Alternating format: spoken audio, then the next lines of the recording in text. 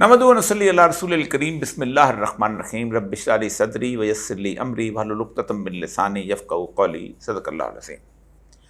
معزز خواتین و حضرات، آج 11 ستمبر ہے اور آج سے ٹھیک 22 سال پہلے اس دنیا کا رنگ ڈنگ ہی بدل گیا تھا۔ 11 ستمبر کا واقعہ میرے جیسی عمر کے لوگوں کو بھی، اور وہ لوگ جو کہ آج سے تقریباً کوئی 30-40 سال پہلے پیدا ہوئے تھے، ان کی یادداشتوں پر خاصا محفوظ ہے، کیونکہ جو لوگ 15-20 سال کی عمر میں تھے انہوں نے اس واقعے کو ٹیلی ویژن چینل پر براہ راست دیکھا تھا۔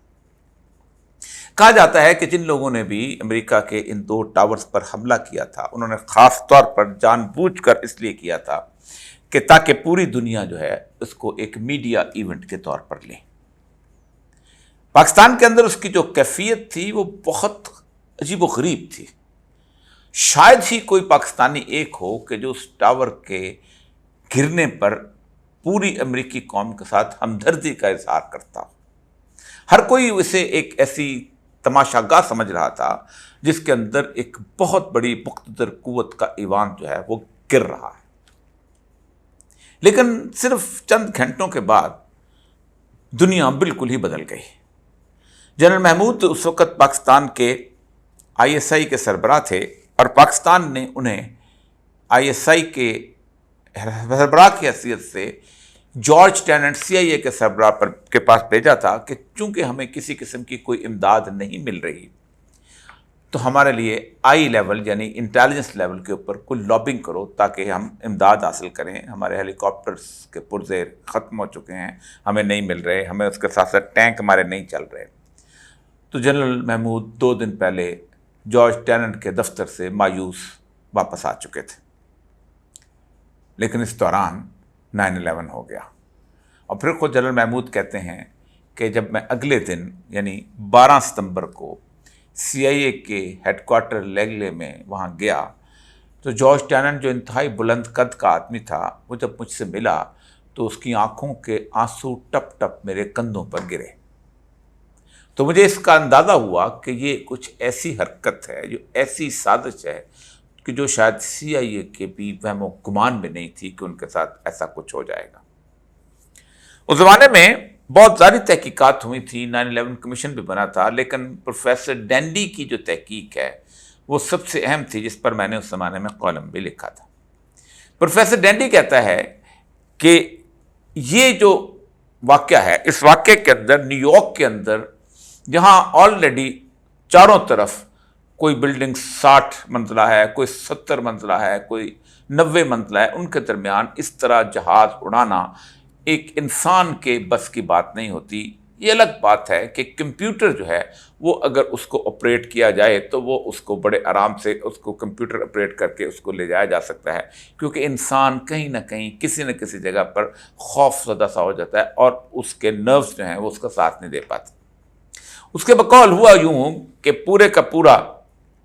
جہاز جو تھا یا دونوں جہاز جو کہ ٹکرائے تھے، ان کے اندر ان کی جو پائپ لائن تھا اس کے اندر جو جس سے ہوا آتی تھی، آکسیجن آتی تھی، اس کے اندر کچھ کیپسول ایسے رکھے گئے تھے جو اس کو زہریلی گیس میں بدل سکتے تھے۔ اور پھر جیسے ہی جہازوں نے اڑان پکڑی، تھوڑے دیر کے بعد وہ کیپسول جو ہے اس سے ان کو کمپیوٹر کی مدد سے ان کو توڑا گیا اور وہ گیس پھیلی، اور سیکنڈز کے اندر ہی وہ لوگ جو تھے وہ سارے کے سارے بالکل موت کی آغوش میں چلے گئے، اور وہ ایک بہت بڑے تابوت میں منتقل ہو گیا وہ جہاز جو تھا، اور اس کا کنٹرول جو تھا اس زمین سے کمپیوٹرز کے ہاتھ میں چلا گیا، اور یوں وہ اس کے ساتھ ساتھ وہاں پر پہنچ کر انہوں نے ان کو ٹکرا دیا جو کہ 9/11 کے وہ دونوں ٹاور تھے۔ اس کے ساتھ اس نے بڑی لمبی تفصیل بھی دی تھی کہ کس وقت کس موقع پر کون کون سی کال ریکارڈ کی گئی تھیں، اور اس لیول پہ 10,000 کی کال ہو نہیں سکتی، کہاں کی گئی تھی، مینیج کیا گیا تھا۔ لیکن پھر اس کے بعد پروفیسر ڈینڈی جو ہیں کیلیفورنیا کے، ان کی پراسرار موت نے اس سارے معاملے کو ختم کر دیا۔ یہ کہانیاں ہیں، جس نے کیا جیسا کیا، آج سے پتہ نہیں 50 سال کے بعد اس سے پردہ اٹھ جائے، جیسے پہلے بھی سیکورٹی پیپرز کے اندر سے پردہ اٹھتا ہے، لیکن اس نے پاکستان کی نہ صرف معیشت بلکہ معاشرت، طرز زندگی اور پاکستان کے حالات و واقعات پر بہت بڑا اثر ڈالا۔ پرویز مشرف کے بارے میں کہا جاتا ہے کہ انہوں نے کہا تھا کہ مجھے خاص طور پہ دھمکی دی گئی تھی کہ ہم تمہیں پتھر کے زمانے میں لے جائیں گے، اور آرمٹیج کے بارے میں کہا جاتا ہے کہ اس نے دھمکی دی تھی، جبکہ جنرل محمود بالکل انکار کرتے ہیں۔ وہ کہتے ہیں کسی قسم کی کوئی دھمکی پاکستان کو نہیں ملی تھی، بلکہ یوں لگتا تھا کہ جو کشکول میں لے کے گیا تھا وہاں پر کہ مجھے اتنی بیک دے دو، وہ کشکول امریکنز کے ہاتھ میں آ گیا تھا، اور وہ کہتے پھرتے تھے کہ کس طرح ہمارے لیے تم راستہ ہموار کر سکتے ہو، ہماری کتنی مدد کر سکتے ہو۔ خود اس زمانے کی وار آن ٹیرر کے اوپر جتنی بھی کتابیں لکھی گئی ہیں، وہ صدر جارج بش کی اس پینٹاگون اور اسٹیٹ ڈپارٹمنٹ اور CIA کے ساتھ جو ارلی آرس کی میٹنگ ہوتی ہے، اس میٹنگ کے اندر وہ بتاتی ہیں کہ انہوں نے 7 مطالبے پاکستان کے سامنے رکھے تھے، اور یہ طے کر لیا تھا کہ 7 کے 7 منوانے کے لیے پیشن ڈالے گے، لیکن ان کا اندازہ تھا کہ پاکستان میں سے 2 یا 3 کو مان لے گا۔ لیکن ان کے لیے یہ لمحہ انتہائی حیران کن اور چونکا دینے والا تھا کہ مشرف نے 7 کے 7 مطالبات مان لیے تھے، اور ان مطالبات کو ماننے میں سب سے اہم مطالبہ یہ تھا کہ وہ پاکستان کی سرزمین سے 3 مختلف اڈے جو تھے وہ امریکیوں کے حوالے کرے گا، اور امریکیوں کو خاص طور پہ پاکستان سے جو بھی لوگ ڈیفیکٹ کر کے آئیں گے وہ پکڑ کے دے گا۔ 2003 کی اپریل کی جو پروگرس رپورٹ سینٹ کے سامنے پیش کی گئی، جو کہ اس وقت سینٹ کی لائبریریز کے اندر موجود ہے، اگر آپ چلے جائیں US پاکستان ریلیشنز کی رپورٹ کو تو نکال کر آپ کو پڑھ سکتے ہیں کہ پاکستان کی اتنی تعریفیں کی گئی ہیں، اور ساتھ ہی $1 ارب کی امداد جو ہے پاکستان کے لیے سینکشن کی گئی ہے کہ پاکستان نے ہمیں اتنے اڈے دیے، اور ان میں سے 57,000 دفعہ امریکی سارٹیز، امریکی جہاز اڑے، اور وہ افغانستان پر انہوں نے بمباری کی۔ 400-450 کے قریب لوگوں کو پاکستان نے پکڑ کے دیا۔ اور اس کے ساتھ ساتھ ایک اور اہم ترین بات جو انہوں نے کی کہ مشرف نے جس دن اس بات کا اعلان کیا تھا کہ اب ہم کسی قسم کی بھی بیرون ملک جو ٹیررزم ہے اس کا ساتھ نہیں دیں گے، اور اس کو ثابت کرنے کے لیے انہوں نے لشکر طیبہ اور جیش محمد جیسی تنظیمیں جو کہ کشمیر میں جہاد کا کام کرتی تھیں ان پر پابندی لگا کر اس کا ثبوت بھی دیا۔ یہ وہ صورتحال تھی جس نے پاکستان کے اندر ایک ایسی کیفیت کو پیدا کیا کہ جس کے اندر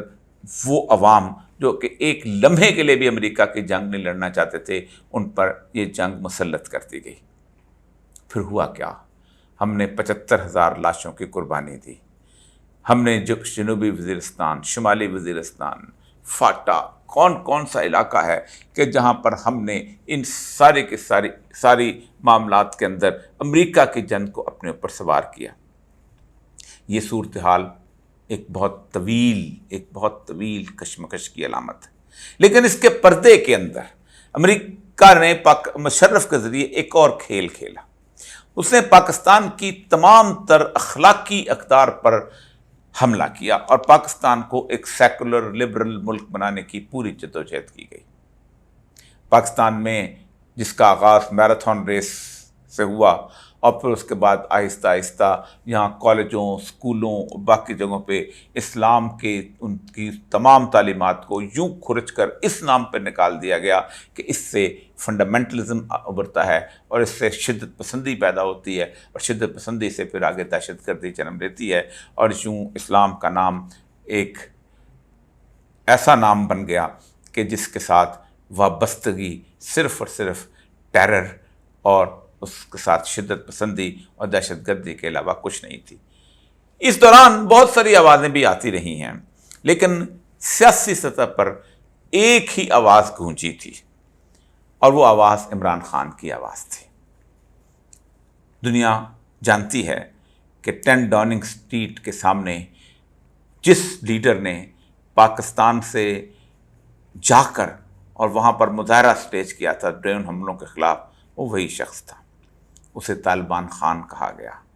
اس نے ایک بہت بڑا جلوس جو تھا وہ نکالا تھا، جو کہ اس وقت سمجھا جاتا تھا کہ امریکہ کی اور یورپ کی ان تمام پالیسیز کے خلاف تھا۔ تو وہ عمران خان ہی تھا جو کہ وہ فاٹا کی طرف وہ جلوس لے کے گیا تھا اور دھرنا دیا تھا۔ میں یہاں عمران خان کی لمبی باتیں نہیں کرنا چاہتا کیونکہ آج کا اس موضوع بالکل اور ہے، لیکن یہ وہ دن تھے کہ جس دن سے عمران خان امریکہ کے لیے ایک ناقابل قبول اور یورپ کے لیے بھی ایک ناقابل قبول شخص بن چکا تھا، لیکن چونکہ یورپ اور امریکہ کی آبادیاں اسے ایک ہارٹ تھروب ہیرو کے طور پہ جانتی تھیں، اسے پسند کرتی تھیں، اس لیے وہ اپنے عوام کی ان فیلنگز کو کسی طور پر بھی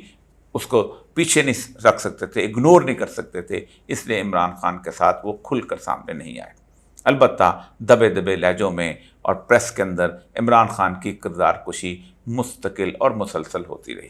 کوئی جگہ ایسی نہیں آپ کو ملے گی، پاکستان کا میڈیا ہو یا یورپ کا میڈیا یا کوئی اور میڈیا، جس میں عمران خان کی ذاتی، وہ یورپ کے جو کہ ذاتی کردار کے بارے میں کبھی گفتگو ہی نہیں کرتا، عمران خان کے ذاتی کردار کی گفتگو جو ہے اس کی کردار کشی وہ مسلسل کرتا رہا۔ اس پورے عرصے کے اندر دو اور ملک ہیں کہ جو بہت شدت سے متاثر ہوئے، ایک عراق جس میں 2003 کے اندر امریکہ داخل ہوا، اور وہ عراقی جو کبھی اس بات پہ بڑا فخر کیا کرتے تھے کہ صدام حسین کے پاس 6.5 لاکھ فوج ہے، وہ عراقی جو فخر کیا کرتے تھے کہ صدام حسین کے پاس 90,000 وہ اسپیشل فورس ہے کہ جو فورس جن تن من تھن لگائے گی اور اس کے بعد کسی طور پر بھی صدارتی محل پہ یہاں تک کہ بغداد شہر پہ کسی کو قبضہ نہیں کرنے دے گی، گھسنے نہیں دے گی، بہت ٹرینڈ ہے۔ وہ عراق کے لوگ جو سمجھتے تھے کہ ہم وہ ملٹری مائٹ بن چکے ہوئے ہیں کہ جن کے پاس کسی ایک گولی کو بھی باہر سے منگانے کی ضرورت نہیں پڑتی، ہم میزائل تک اب خود بناتے ہیں، ہم بومبس خود بناتے ہیں، ہم ٹینکوں کے پرزے تک خود بناتے ہیں۔ لیکن آپ نے دیکھا کہ جس وقت امریکنز وہاں داخل ہوئے ہیں تو 6 لاکھ فوج کہیں نظر نہیں آئی، اور دنیا میں یہ نظریہ بھی غلط ثابت کر دیا گیا 2003 کے اندر کہ جس ملک کی فوج مضبوط ہوتی ہے اس ملک کا دفاع مضبوط ہوتا ہے۔ آخر تک عراق میں یہ جنگ عوام کو لڑنی پڑی، کبھی وہ فلوجہ میں لڑتے تھے، کبھی وہ موصل میں لڑتے تھے، کبھی وہ بصرہ میں لڑتے تھے، کبھی وہ کسی اور جگہ لڑتے تھے۔ یہ الگ بات ہے کہ اس وقت ان کا کوئی پڑوسی ان کے ساتھ نہیں تھا، ایران امریکہ کے ساتھ تھا اور خاص طور پہ راستہ دے رہا تھا، شام خاموش تھا، سعودی عرب تماشا دیکھ رہا تھا، پاکستان کسی اور طرف تھا۔ اس کے بعد دوسرا بڑا ملک جو اہم ترین ملک تھا، جس کو سب سے پہلے جس پہ حملہ آور ہوئے، وہ افغانستان تھا۔ عراق جنگ ہار گیا، عراق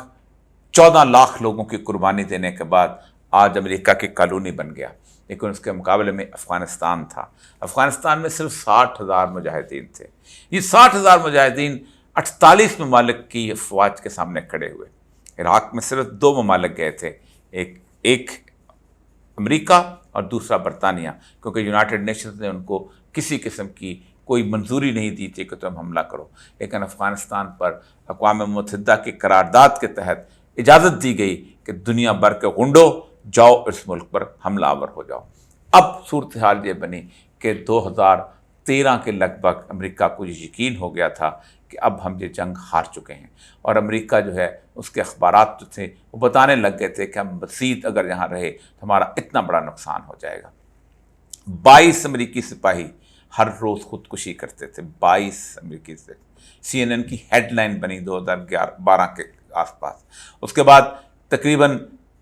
3,60,000 2013 میں سپاہی ایسے تھے کہ جو واپس لوٹے تو پوسٹ ٹرامیٹک سٹریس سنڈروم کا شکار تھے، یعنی ٹراما جو ہوتا ہے اس کے بعد ایک پاگل پن کی جو کیفیت ہوتی ہے جس کے ساتھ آپ گھر میں نہیں رہ پاتے۔ بیویوں نے اپنے خاوندوں کو گھر سے نکال دیا، ماں نے اپنے بیٹوں کو گھر سے نکال دیا، بیٹوں نے اپنے باپ اور اپنی ماں کو گھر سے نکال دیا، اور تقریباً $69 ارب جو تھا وہ سالانہ ان کو ہسپتالوں کا خرچہ پڑنے لگا۔ اور یوں 2013 میں طالبان کا قطر کا دفتر آیا، اور پھر اس کے بعد 2021 کے 15 اگست کو امریکہ دنیا کی سب سے بڑی ذلت آمیز شکست کھانے کے بعد یہاں سے رخصت ہو گیا۔ امریکہ کو رخصت ہوئے آج تقریباً 2 سال بلکہ 3 سال کا عرصہ ہونے والا ہے۔ اس 3 سالوں کے اندر دنیا کی سیاست اور بہت کچھ بدل چکی ہے۔ اس وقت دنیا ایک اور صورتحال کا شکار ہوئی ہے، اس لیے کہ سارے عرصے میں امریکہ کو فائدہ نہ ہوا۔ امریکہ کے $3 ٹریلین جو تھے یہاں خرچ ہو گئے، $3,000 ارب جو تھے وہ یہاں تباہ و برباد ہو گئے۔ کوئی پوچھنے والا نہیں. یہ سارے کا سارا امریکی عوام کو تھا. لیکن اس سارے پیسے سے امریکہ کے ملٹری انڈسٹریل کمپلیکس نے فائدہ اٹھایا. اور آپ حیران ہوں گے کہ امریکہ کا ملٹری انڈسٹریل کمپلیکس جو تھا وہ ان میں سے تقریباً 2 سے $2.25 ٹریلین جو انہوں نے کمایا. اور آپ حیران ہوں گے کہ سارے عرصے کے اندر یا تو ریکروٹمنٹ ایجنسیز نے کمایا یا اسلحہ کمپنیوں نے کمایا، اور اس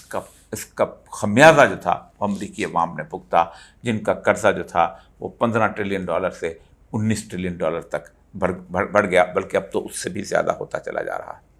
لیکن ابھی ہم نے سانس بھی نہیں لیا تھا کہ ایک اور جنگ جو ہے ہم پر مسلط کرتی گئی پوری دنیا پر،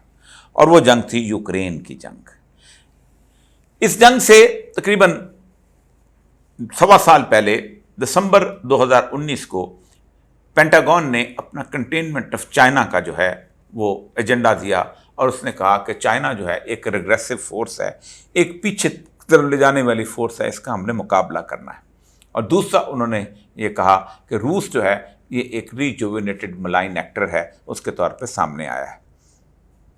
اب حالات کیا ہیں؟ میں صرف اس 2-3 سال کے عرصے کے اندر جو دنیا بدلی ہے، اور جو اس وقت پاکستان کی حالت ہے کہ ہم پھر دوبارہ اسی طرح کی جنگ کے صورتحال کے اندر شکار ہو کر اپنے آپ کے لیے پھر گڑھا کھود رہے ہیں، اس کی طرف آپ کو طرف سے توجہ دلانا چاہتا ہوں. دیکھیں، پوری دنیا میں یوکرین کی جنگ کے بارے میں کہا جاتا ہے کہ 5 لاکھ لوگ اس کے مر چکے ہیں اس کے، اور اس جنگ کے اندر یہ پوٹینشیل ایسا ہے کہ جنگ بہت زیادہ آگے بڑھ جائے گی. کیوں بڑھ جائے گی؟ کیونکہ امریکہ اس جنگ کو آگے بڑھانا چاہتا ہے. اس وقت F-16 اور باقی ساری چیزیں بھی وہاں پہنچ چکی ہیں. یورپ بھی وہاں پر کر رہا ہے، اپنی انفلوئنس وہاں پر پہنچا رہا ہے، اپنی سپلائی پہنچا رہا ہے، اور امریکہ اس کو مجبور کر رہا ہے. 2 وجوہات ہیں. پہلی وجہ یہ ہے کہ 2001 سے لے کے 2020 تک دنیا کا جو فورن ایکسچینج ریزرو تھا سارے کا سارا، اس کے اندر 70% جو تھا وہ ڈالرز میں تھا.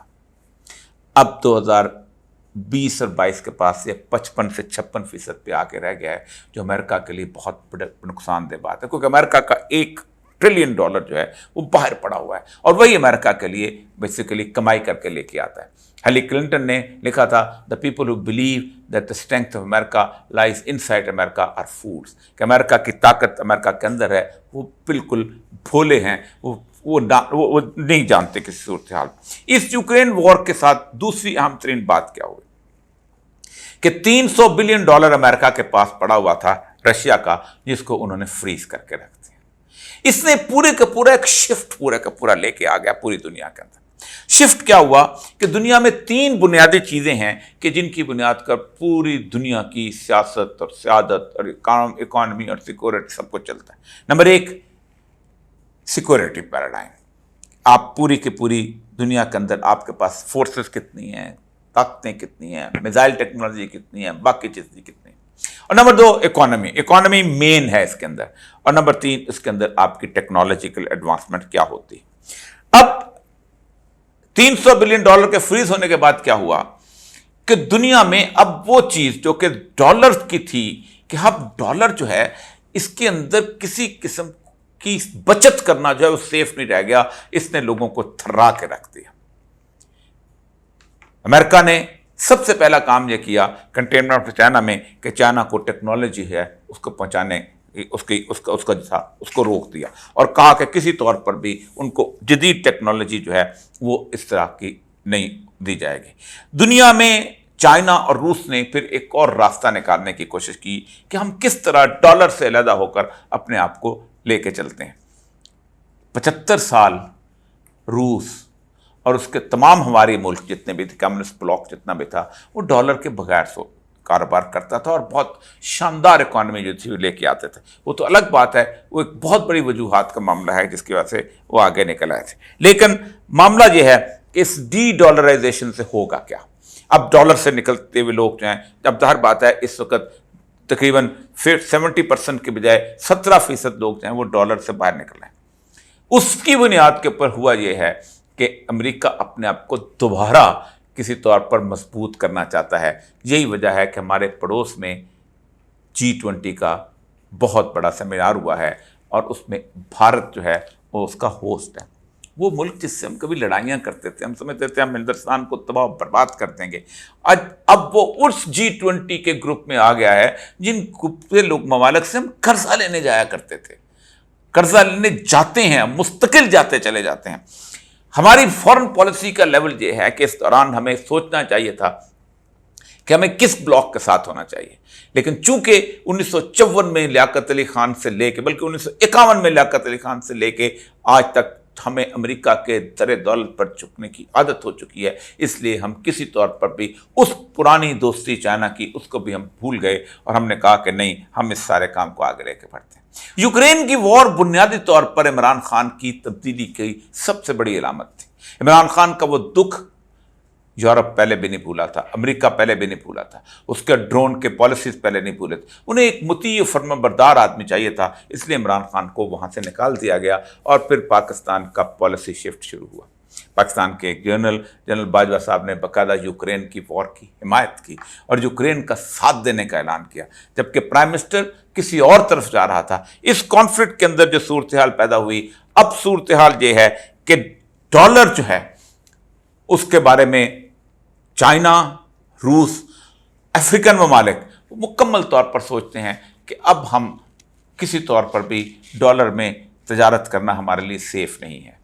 لیکن آج پاکستان اسی ڈالر کو بچانے، اس کی قیمت کم کرنے، اس کے ایسوسیٹ رہنے کی کوشش کر رہا ہے۔ آپ سوچیں کہ امریکہ کو اگر ڈالر میں خرید و فروخت نہیں ہوگی تو اس کا مطلب یہ ہے کہ امریکہ کو اس کو اپنے باہر خرچ کرنے کے لیے پیسے میسر نہیں ہوں گے۔ امریکہ کے 800 اڈے ہیں پوری دنیا کے اندر، ڈالر کے اندر اور مزید اگر کمی ہوتی گئی، اور جس طرح ایک الٹرنیٹو IMF بنانے کی کوشش کی جا رہی ہے، جس طرح ایک الٹرنیٹو کرنسیز کے اندر کام کرنے کی کوشش کی جا رہی ہے، جس طرح اس وقت روس اور بھارت میں آپس کے اندر اپنی اپنی کرنسیز کے اندر کاروبار کرتے ہیں، جس طرح چین نے پاکستان کو اور افغانستان نے پاکستان کو اور پاکستان نے افغانستان کو اپنی کرنسیز کے اندر اس کی کاروبار کرنے کی اجازت دی تھی، اگر یہ کام چل پڑا تو پھر ڈی ڈالرائزیشن جو ہے وہ ڈی گلوبلائزیشن ہو جائے گی۔ پھر یہ نہیں ہوگا کہ آپ میکڈونلڈ یہاں پر خریدیں گے تو اس کا پیسہ وہاں باہر جا سکے گا، کیونکہ آپ تو ڈالر کے اندر کاروبار نہیں کریں، تو کوئی میکڈونلڈ یہاں نہیں آئے گا، کوئی KFC یہاں نہیں کھلے گا، کوئی نائکی یہاں پر اپنا کاروبار نہیں لگائے گا، کیونکہ اس نے آپ کے پاکستان کے روپے میں تو بچت نہیں کرنی ہوتی۔ تو ڈی ڈالرائزیشن بھی ہو رہی ہے اور ڈی گلوبلائزیشن بھی ہو رہی ہے، اور اب اس وقت دنیا اس ایسی جنگ کے اندر گھس چکی ہے کہ جو 2 بلاکس میں سے ہے۔ پہلے بلاک اور طرح کے تھے، جو ہم نے 70 سال کی جنگ پہلے دیکھی ہے، وہ مزدوروں کی، پرولتاریہ کی اور سرمایہ دار کی جنگ ہے۔ یہ جنگ 2 سرمایہ دار بلاکس کی ہے۔ امریکہ اور چائنا کا جو بلاک ہے وہ بھی ایک سرمایہ دار کا بلاک ہے، اور امریکہ اور یورپ کا بلاک بھی سرمایہ دار کا بلاک ہے۔ اس کے اندر سب سے کمزور پوزیشن میں اس وقت پاکستان کا اور بھارت کا اور یہ خطہ جو ہے وہ کھڑا ہے۔ بھارت اگرچہ کہ کسی طور پر ان کے ساتھ ملنے کی کوشش کر رہا ہے، لیکن بھارت ٹیکنالوجی کے اعتبار سے اتنا کمزور ہے کہ صرف روپیہ جو ہے اس کی کوئی حیثیت نہیں ہوتی۔ جاپان ٹیکنالوجی میں امریکہ کے مقابلے پہ نہیں تھا، لیکن پیسہ ہونے کے باوجود بھی یونائٹڈ نیشن میں اس کو ویٹو کی پاور نہیں دی جا سکی، حالانکہ 37% یونائٹڈ نیشن کا بجٹ جو ہے وہ جاپان اٹھاتا رہا، مسلسل اٹھاتا رہا۔ یہ ہماری وہ کیفیت ہے جس کے اندر ہم اس وقت نہ چین کے ہیں اور نہ روس کے ہیں۔ محمد بن سلمان پاکستان کے قریب صرف 300 کلومیٹر کے فاصلے پہ جاتا ہے، اور جا کے اور اس کے بعد پاکستان کے اوپر سے فضا سے پرواز کرتے ہوئے ہاتھ تک ہلانا شاید پسند نہیں کرتا۔ اس سے تو بل کلنٹن بہتر تھا کہ عین لڑائی کے موسم میں، جب کہ ابھی 9/11 نہیں ہوا تھا، تو مشرف نے ریکویسٹ کیا کہ آپ کم از کم کچھ دیر کے لیے تو ٹھہر جائیں، تو پاکستان کی سرزمین پر آ کے ٹیلی ویژن چینل پر ہمیں نصیحتیں کر کے چلا گیا۔ ہماری فارن پالیسی اتنی بھی مضبوط نہیں رہ گئی جتنی 9/11 سے پہلے تھی، کہ جب ہمیں ہر کوئی چھاڑتا تھا، جب ہم پر سینکشنز لگی ہوئی تھیں۔ گویا اب ہمیں وہ ملک جو کبھی ہم پر ڈپینڈنٹ ہوا کرتے تھے، وہ سعودی عربیہ، وہ UAE اور وہ تمام گلف کے ممالک جو پاکستان کی مین پاور پر، پاکستان کے سیکورٹی اپریٹس پر ڈیپینڈنٹ ہوا کرتے تھے، وہ ہمیں دیکھنا پسند نہیں کرتے۔ اس کی بنیادی وجہ یہ ہے کہ اس وقت پوری دنیا صرف اپنے مفاد کو سوچ رہی ہے۔ دنیا کے چھوٹے چھوٹے ملک کہہ رہے ہیں کہ ہم ڈالر میں اب سیف نہیں کریں گے، کیونکہ کل کو اگر امریکہ نے ہمارے پیسے بھی ویسے روک لیے جیسے وہ کبھی ایران کے روکتا رہا ہے، اور روس جیسی بڑی طاقت کے $300 بلین اس نے روک لیے ہیں، تو ہم کہاں جائیں گے؟ چین اپنی انویسٹمنٹ کو کسی نہ کسی طور پر سونے میں بدلنے کی بھرپور کوشش میں لگا ہوا ہے، اور ہم ہیں کہ روز ہم کہتے ہیں آج ڈالر اینے دا تو کل ڈالر اینے دا۔ ہم حکومت بدلتے ہیں، رجیم چینج کرتے ہیں تو کہتے ہیں دیکھو ڈالر کتنا سستا ہو گیا۔ ہم دوسری حکومت آتی ہے ڈالر مہنگا ہو گیا، پھر وہ حکومت رخصت ہو جاتی ہے، دیکھو ہم نے کریک ڈاؤن کر دیا، ڈالر سستا۔ جو ملک ڈالروں کے اس عالمی سودی نظام کے شکنجے میں نکلنا نہیں چاہتی اور اسے خوبصورت جال سمجھتی ہے، اسے خوبصورت جسے کیا کہہ سکتے ہیں ایک سحر سمجھتی ہے، جو اس سحر کا شکار ہے، اس ملک کی حالت کبھی نہیں بدلا کرتی۔ اجازت دیجیے، اللہ نے کے